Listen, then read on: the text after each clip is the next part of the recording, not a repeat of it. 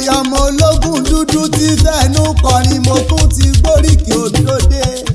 ayé wa gbọ́dọ̀ gbogbo ọmọ Ondo ẹ̀ tí mo kún ti ń bẹ nílé tí ń bẹ lẹ́yìn tí ń bẹ lẹ́yìn tí ń bẹ lẹ́yìn òjì mo fẹ́ yálé bàbá yín pátápátá ẹ wá kan fìdílé kẹ́ mọ́ gbóríkì lẹ́yìn mo rí bàbórí adé o ṣe máa wé láàláàfin t'Ondo kúkú jẹ́ ọ̀pá rere níṣe Ondo ẹ̀ tí mo kún o ẹ̀yàn màrè yín jájá jájá bẹ́ẹ̀ Ondo bá lẹ́yìn òní jájá mọ́ jájá lámọ̀ pé ìdọ̀bà dọ́là Ondo kan gbọ́dọ̀ jẹ́wé ràn ẹ̀ sì gbọ́dọ̀ jẹ́ gbòǹgbò bẹ̀ Ondo kan ìlà méjì Ondo méjì ìlà mẹ́rin èjì ń gbé nìyí ará alágbẹ̀dẹ máa mọ wúkọ́ gbìnrín gbìnrín gbìnrín bí erin bá fọ́n máa gùn fẹ́ kiri bí ẹni ó tó kú nílé ìré ló ti ń bọ̀ lọ́mọ kan fún wa mo ní fọ́ọ̀mù ṣùbọ̀ lánàá oko bí ọba sọ nílé alẹ́ roko lé bàbá yìí tí ọba sọ nílé alẹ́ yẹnà tí ọba sọ nílé àní ti gbódógbó ẹrú síwájú ẹrú onílé ní mọ̀rọ̀kọ́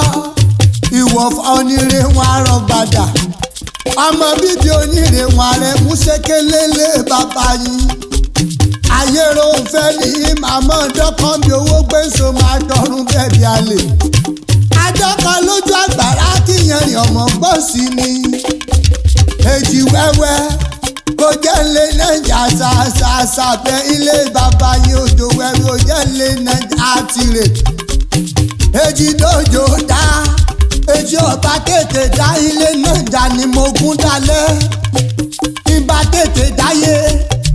ọmọ ẹni mẹ́ta ní bámọ́ jẹ́ ìbàjọ́ màlákàrà àjẹwòwò ìbàjọ́ mọ́ onígúgúrú màrórí wọn sẹ́nu ìbàjọ́ màlágbẹ̀dẹ̀ màyà sínú máa dún lójú máa dún lẹ́nu ogun mi ṣùṣù lọ́nà tìrè rọwọ́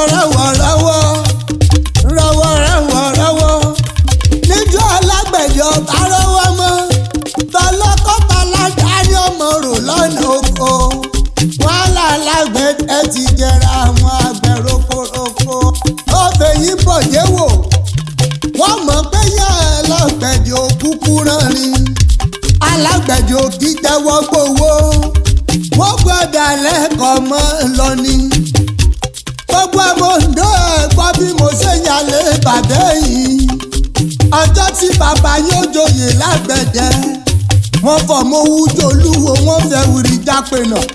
ẹmú òtètè dé wọ́n ní ọwọ́ ajẹ́ ilé-ìsàn mi dùn joyè lọ ilé bàbá yìí Ondo tí mo gùn o ìlú Ondo ní bàjẹ́ lágbára ìlọ́wọ́ wa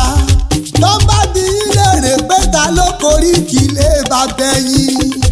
ẹ jẹ́ kọ́mọ iye wọn àmọ́ ó lè mí jẹ́ ìwọ ni ní olódù ọba ọmọ atẹ́ni kí n tó gbọ́ rẹ̀ Ondo.